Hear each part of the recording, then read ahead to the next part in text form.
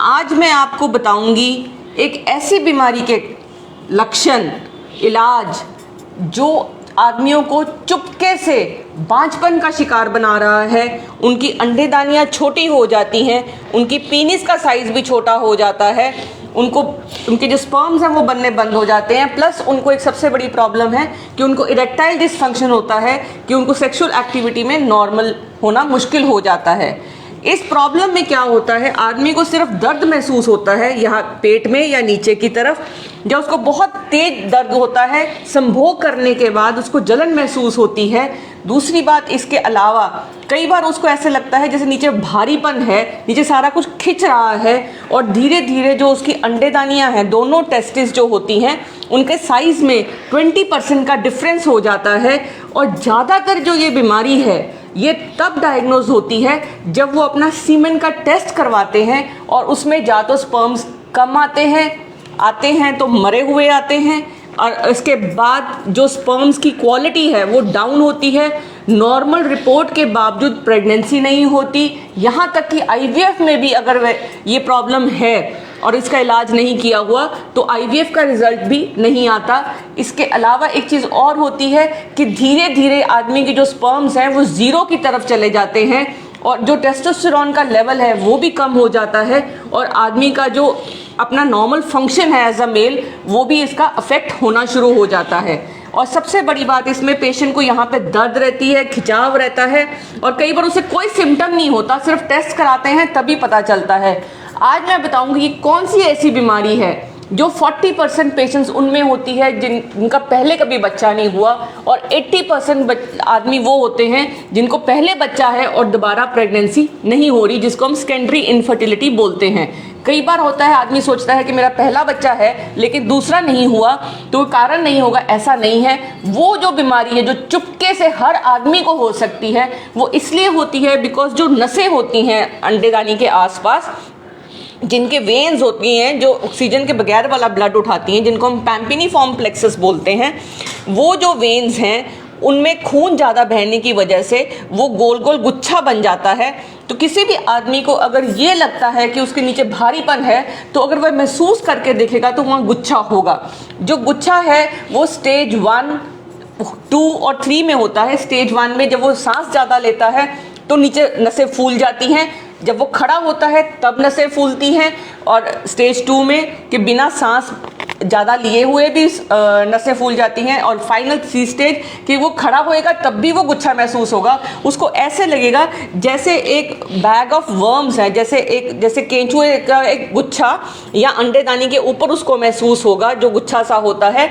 और अगर वो लेटता है तो वो गुच्छा कम हो जाता है। अगर किसी भी पुरुष को ये प्रॉब्लम है तो उसको वेरिकोसील की शिकायत है। वेरिकोसील एक ऐसी बीमारी है जो आदमियों को धीरे धीरे नपुंसक करती जा रही है, और बहुत सारी चीज़ें, जैसे आपका ओवरवेट है या आप बहुत हैवी वेट लिफ्टिंग करते हैं, आप काम ऐसा करते हैं जिसमें आपको बहुत नीचे काफ़ी देर खड़े रहना पड़ता है, तो आपका जो ये नीचे का प्रेशर है वेन्स का वो नीचे चला जाता है। जब नीचे का प्रेशर जाएगा तो ये जो वेन्स हैं ये फूल जाती हैं, तो जो स्पर्म्स होते हैं जब यहाँ से निकलते हुए वो बाहर आने की कोशिश करते हैं तो इतने हाई टेम्परेचर की वजह से वो स्पर्म्स डैमेज हो जाते हैं।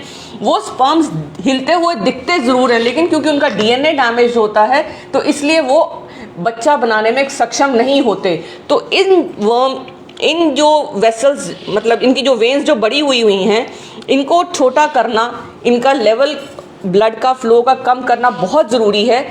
अगर अर्ली स्टेज है तो आयुर्वेदिक दवाइयों से कहते हैं कि ठीक हो सकता है, लेकिन अगर स्टेज बड़ी हुई है और आपके एजोस्पर्मिया या स्पर्म्स के काउंट्स नॉर्मल नहीं हैं, तब आपके लिए बहुत ज़रूरी है कि आप इसकी सर्जरी कराएं। सर्जरी इसकी 2 तरीके से हो सकती है, एक दूरबीन से, एक बिना दूरबीन द्वारा।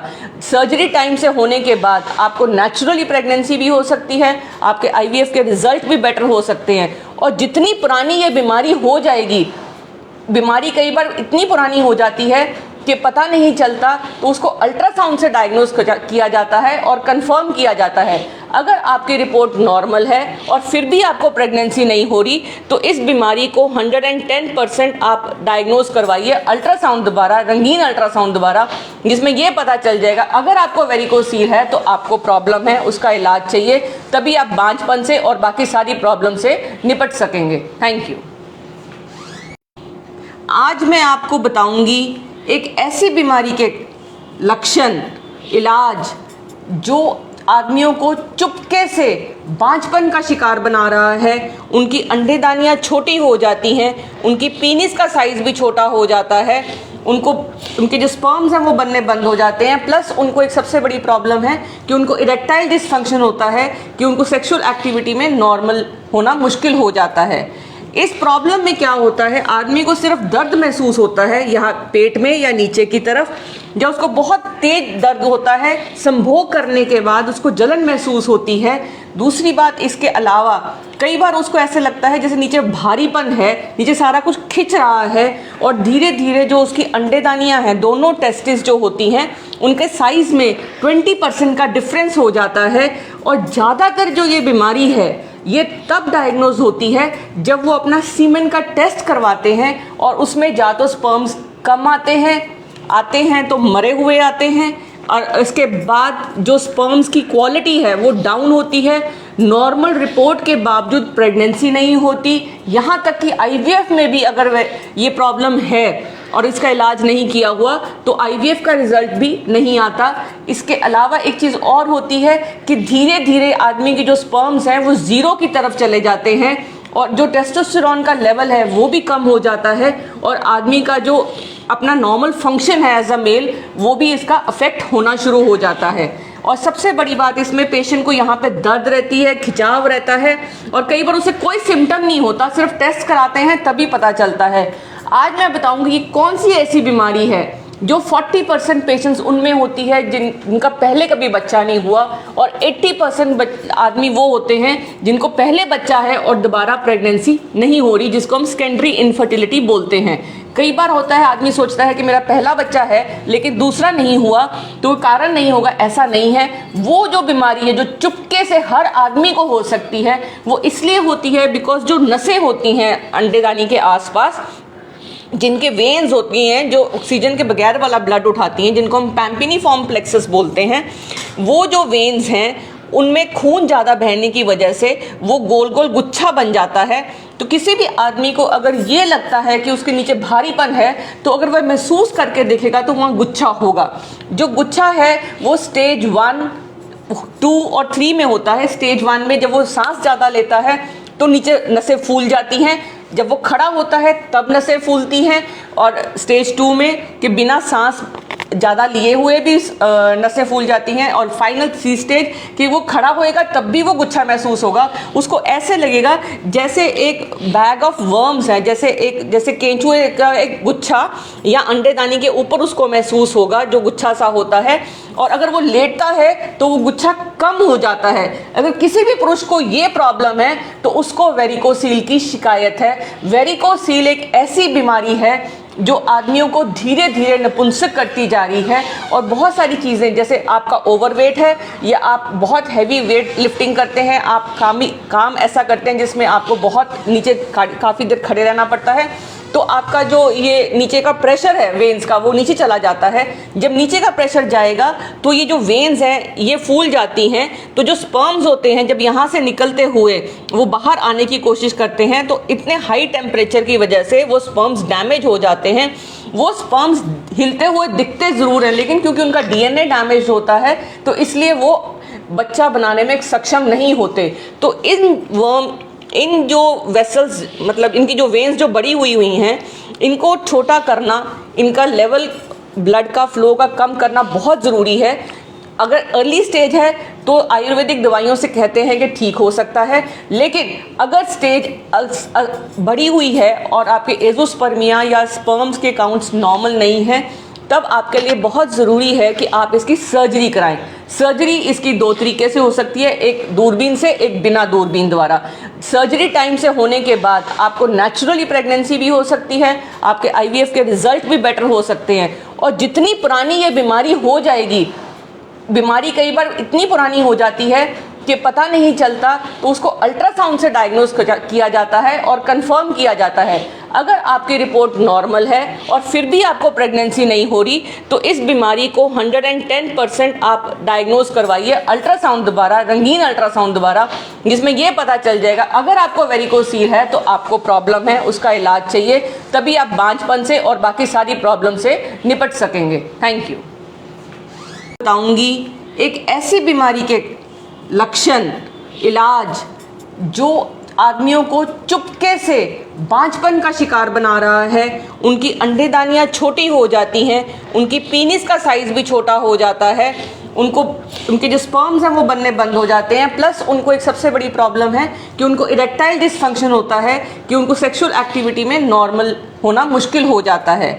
इस प्रॉब्लम में क्या होता है, आदमी को सिर्फ दर्द महसूस होता है यहाँ पेट में या नीचे की तरफ, जब उसको बहुत तेज दर्द होता है, संभोग करने के बाद उसको जलन महसूस होती है। दूसरी बात, इसके अलावा कई बार उसको ऐसे लगता है जैसे नीचे भारीपन है, नीचे सारा कुछ खिंच रहा है और धीरे धीरे जो उसकी अंडेदानियाँ हैं, दोनों टेस्टिस जो होती हैं, उनके साइज़ में 20% का डिफरेंस हो जाता है। और ज़्यादातर जो ये बीमारी है ये तब डायग्नोज होती है जब वो अपना सीमेन का टेस्ट करवाते हैं और उसमें या तो स्पर्म्स कम आते हैं तो मरे हुए आते हैं, और इसके बाद जो स्पर्म्स की क्वालिटी है वो डाउन होती है। नॉर्मल रिपोर्ट के बावजूद प्रेगनेंसी नहीं होती, यहाँ तक कि आईवीएफ में भी अगर ये प्रॉब्लम है और इसका इलाज नहीं किया हुआ तो आईवीएफ का रिजल्ट भी नहीं आता। इसके अलावा एक चीज़ और होती है कि धीरे धीरे आदमी के जो स्पर्म्स हैं वो ज़ीरो की तरफ चले जाते हैं और जो टेस्टोस्टेरोन का लेवल है वो भी कम हो जाता है और आदमी का जो अपना नॉर्मल फंक्शन है एज अ मेल वो भी इसका अफेक्ट होना शुरू हो जाता है। और सबसे बड़ी बात, इसमें पेशेंट को यहाँ पे दर्द रहती है, खिंचाव रहता है और कई बार उसे कोई सिम्टम नहीं होता, सिर्फ टेस्ट कराते हैं तभी पता चलता है। आज मैं बताऊंगी कि कौन सी ऐसी बीमारी है जो 40% पेशेंट्स उनमें होती है जिनका पहले कभी बच्चा नहीं हुआ, और 80% आदमी वो होते हैं जिनको पहले बच्चा है और दोबारा प्रेगनेंसी नहीं हो रही, जिसको हम सेकेंडरी इनफर्टिलिटी बोलते हैं। कई बार होता है आदमी सोचता है कि मेरा पहला बच्चा है लेकिन दूसरा नहीं हुआ तो कारण नहीं होगा, ऐसा नहीं है। वो जो बीमारी है जो चुपके से हर आदमी को हो सकती है वो इसलिए होती है बिकॉज जो नसें होती हैं अंडेदानी के आसपास, जिनके वेन्स होती हैं जो ऑक्सीजन के बगैर वाला ब्लड उठाती हैं, जिनको हम पैम्पिनीफॉर्म प्लेक्सस बोलते हैं, वो जो वेन्स हैं उनमें खून ज़्यादा बहने की वजह से वो गोल गोल गुच्छा बन जाता है। तो किसी भी आदमी को अगर ये लगता है कि उसके नीचे भारीपन है तो अगर वह महसूस करके देखेगा तो वहाँ गुच्छा होगा। जो गुच्छा है वो स्टेज 1, 2 और 3 में होता है। स्टेज 1 में जब वो सांस ज़्यादा लेता है तो नीचे नसें फूल जाती हैं, जब वो खड़ा होता है तब नसें फूलती हैं, और स्टेज 2 में कि बिना सांस ज़्यादा लिए हुए भी नसें फूल जाती हैं, और फाइनल 3 स्टेज कि वो खड़ा होएगा तब भी वो गुच्छा महसूस होगा। उसको ऐसे लगेगा जैसे एक बैग ऑफ वर्म्स है, जैसे केंचुए का एक गुच्छा या अंडेदानी के ऊपर उसको महसूस होगा जो गुच्छा सा होता है, और अगर वो लेटता है तो वो गुच्छा कम हो जाता है। अगर किसी भी पुरुष को ये प्रॉब्लम है तो उसको वेरिकोसील की शिकायत है। वेरिकोसील एक ऐसी बीमारी है जो आदमियों को धीरे धीरे नपुंसक करती जा रही है, और बहुत सारी चीज़ें, जैसे आपका ओवरवेट है या आप बहुत हैवी वेट लिफ्टिंग करते हैं, आप काम ऐसा करते हैं जिसमें आपको बहुत नीचे काफ़ी देर खड़े रहना पड़ता है, तो आपका जो ये नीचे का प्रेशर है वेन्स का वो नीचे चला जाता है। जब नीचे का प्रेशर जाएगा तो ये जो वेन्स हैं ये फूल जाती हैं, तो जो स्पर्म्स होते हैं जब यहाँ से निकलते हुए वो बाहर आने की कोशिश करते हैं तो इतने हाई टेम्परेचर की वजह से वो स्पर्म्स डैमेज हो जाते हैं। वो स्पर्म्स हिलते हुए दिखते ज़रूर हैं लेकिन क्योंकि उनका डीएनए डैमेज होता है तो इसलिए वो बच्चा बनाने में सक्षम नहीं होते। तो इन जो वेसल्स, मतलब इनकी जो वेन्स जो बड़ी हुई हैं, इनको छोटा करना, इनका लेवल ब्लड का फ्लो का कम करना बहुत ज़रूरी है। अगर अर्ली स्टेज है तो आयुर्वेदिक दवाइयों से कहते हैं कि ठीक हो सकता है, लेकिन अगर स्टेज बढ़ी हुई है और आपके एजोस्पर्मिया या स्पर्म्स के काउंट्स नॉर्मल नहीं हैं, तब आपके लिए बहुत ज़रूरी है कि आप इसकी सर्जरी कराएं। सर्जरी इसकी 2 तरीके से हो सकती है, एक दूरबीन से, एक बिना दूरबीन द्वारा।